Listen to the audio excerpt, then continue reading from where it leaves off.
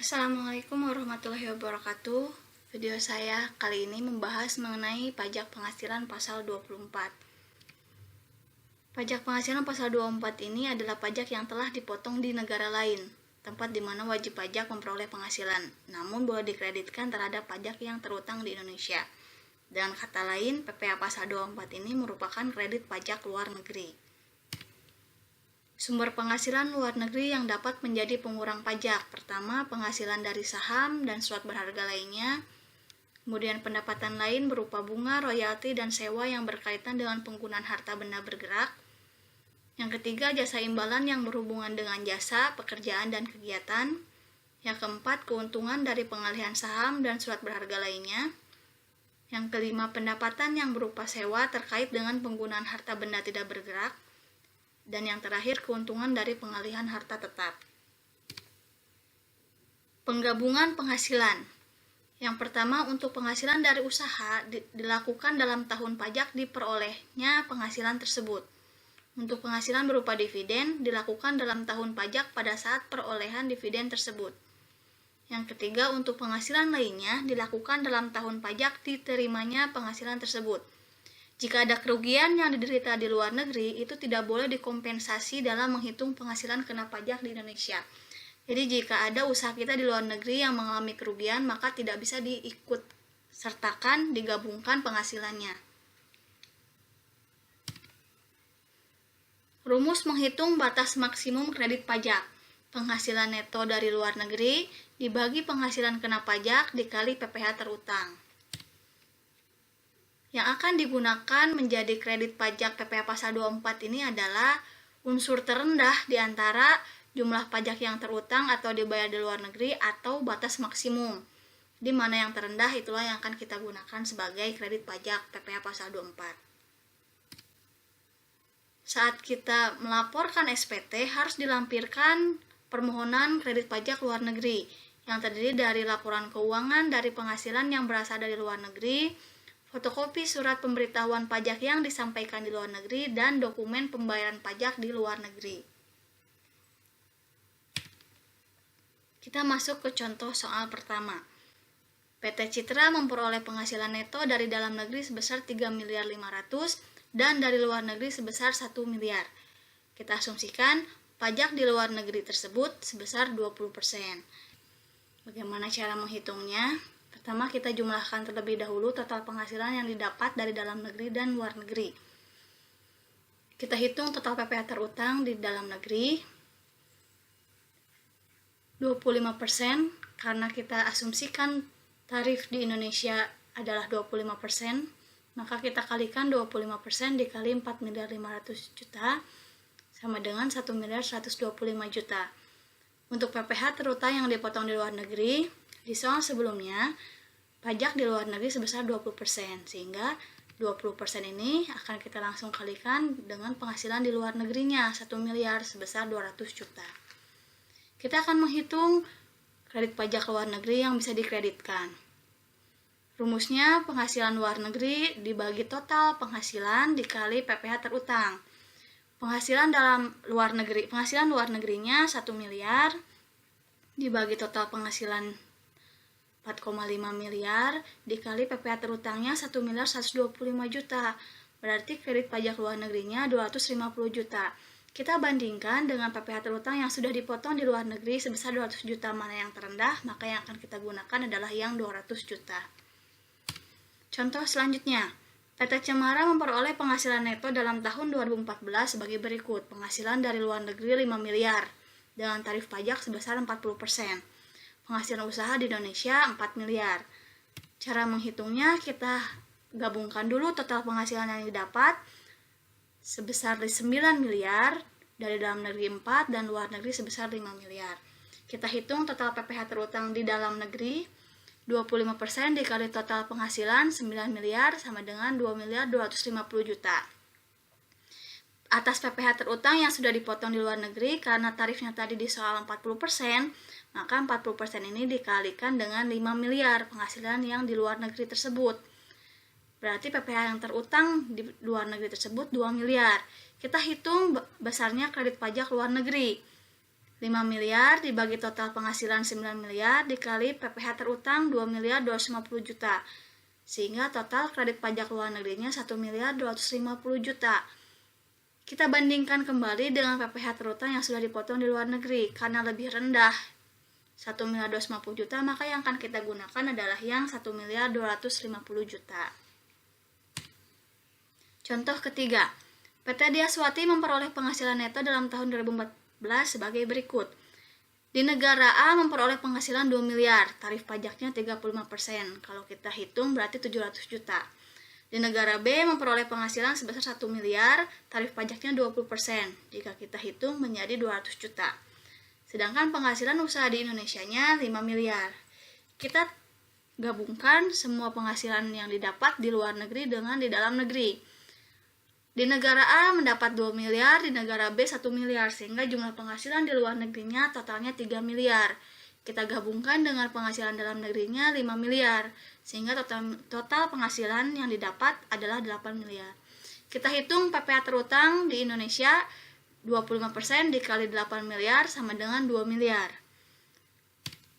Batas maksimum kredit pajak masing-masing negara, karena tadi masing-masing negara ini kita hitungnya beda-beda, maka setiap negara kita harus hitung satu-satu.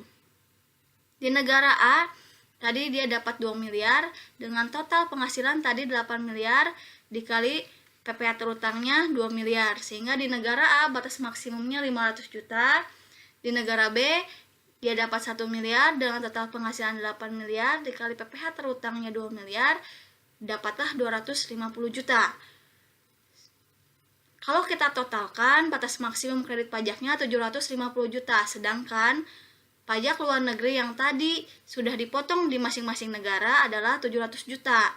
Sehingga kalau kita lihat yang paling rendah, maka yang akan kita gunakan adalah yang 700 juta. 700 juta ini didapat dari 500 juta di negara A yang paling kecil, karena tadi di negara A dia sudah dipotong sebesar 700 juta. Sedangkan batas maksimumnya 500 juta, berarti yang kita gunakan adalah yang 500 juta. Sedangkan di negara B, tadi dia sudah dipotong di luar negeri. Di negara B-nya itu 200 juta. Dan dengan perhitungan batas maksimum didapat 250 juta. Sehingga yang kita gunakan adalah yang 200 juta. Sehingga total jumlah kredit pajak yang diperkenankan adalah 700 juta. Contoh selanjutnya, PT Andira memperoleh penghasilan neto dalam tahun 2009 adalah sebagai berikut. Di negara A memperoleh laba 2 miliar dengan tarif pajak sebesar 35%, didapatlah 700 juta. Di negara B memperoleh laba 3 miliar dengan tarif pajak 30%, didapatlah 900 juta. Di negara C menderita kerugian sebesar 3 miliar. Penghasilan usaha di Indonesia adalah sebesar 3 miliar. Hitunglah kredit pajak luar negeri. Karena di antara negara ini ada yang mengalami kerugian dan bahwa dalam penggabungan penghasilan jika ada di negara lain mengalami kerugian, maka kerugian tersebut tidak boleh diperhitungkan. Kita masukkan ke dalam pembahasan penghasilan dalam negeri tadi ada dapat 3 miliar. Penghasilan luar negeri 5 miliar didapat dari 2 miliar di negara A dan di negara B 3 miliar. Di negara C ini tidak boleh diikutsertakan. Total penghasilan 8 miliar kita masukkan ke perhitungan PPh terutang 25% dikali 8 miliar sehingga total PPh terutangnya 2 miliar. Kita hitung masing-masing batas maksimum di negara A dan negara B. 2 miliar yang didapat di negara A dengan total penghasilan 8 miliar dikali PPh terutangnya 2 miliar sehingga di negara A dapatlah batas maksimum 500 juta. Di negara B, 3 miliar yang didapat dibagi total penghasilan 8 miliar dikali PPh terutangnya 2 miliar sehingga didapatlah 750 juta. Di negara C, karena dia rugi maka tidak dapat dikreditkan. Jumlah kredit pajak luar negeri yang diperkenankan adalah 1 miliar 250 juta. Contoh selanjutnya, PT Internasional di Indonesia memperoleh penghasilan neto pada tahun 2008 sebagai berikut. Di negara A memperoleh penghasilan berupa laba usaha sebesar 400 juta, tarif pajaknya 25%. Di dalam negeri menderita kerugian sebesar 200 juta. Yang menjadi perbedaan dengan contoh sebelumnya adalah Kalau di contoh sebelumnya, yang mengalami kerugian adalah di negara C, artinya di luar Indonesia. Sedangkan di soal yang ini, perusahaan mengalami kerugian di dalam negeri. Bedanya adalah kalau mengalami kerugian di dalam negeri, maka kerugian tersebut bisa kita perhitungkan. Contohnya, penghasilan dalam negeri tadi menderita kerugian 200 juta, kita hitung minus 200 juta, dan penghasilan luar negerinya 400 juta, sehingga total penghasilannya 200 juta. Kita hitung total PPh terhutangnya 25% dikali 200 juta, totalnya 50 juta. Total PPh luar negerinya tadi tarifnya itu 25%, berarti 25% dikali 400 juta, didapatlah 100 juta.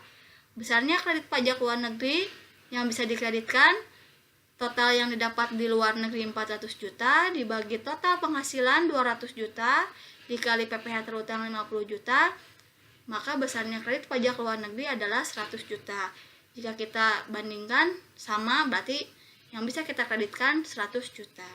Ke contoh selanjutnya, kalau contoh ini berkenaan dengan wajib pajak pribadi. Tuan Farel Wijaya satu sebelum menikah memperoleh penghasilan neto dalam negeri 300 juta dan memperoleh penghasilan dari luar negeri sebesar 95 juta. Tarifnya 25%. Kita gabungkan terlebih dahulu penghasilannya. Dia dapat di dalam negeri 300 juta, di luar negeri 95 juta. Ingat bahwa ini merupakan objek pribadi, maka harus kita kurangkan terlebih dahulu PTKP-nya. Karena dia belum menikah statusnya, maka kita kurangkan 54 juta. Sehingga total penghasilannya 341 juta. Kita hitung total PPh terhutangnya seperti menghitung PPh objek pajak pribadi.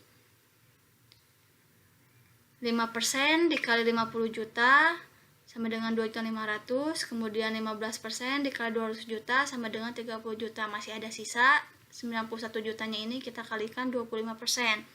Sehingga total PPh terhutangnya 55.250.000. Ini baru kita hitung PPh terhutang. Tetap kita harus menghitung batas maksimumnya.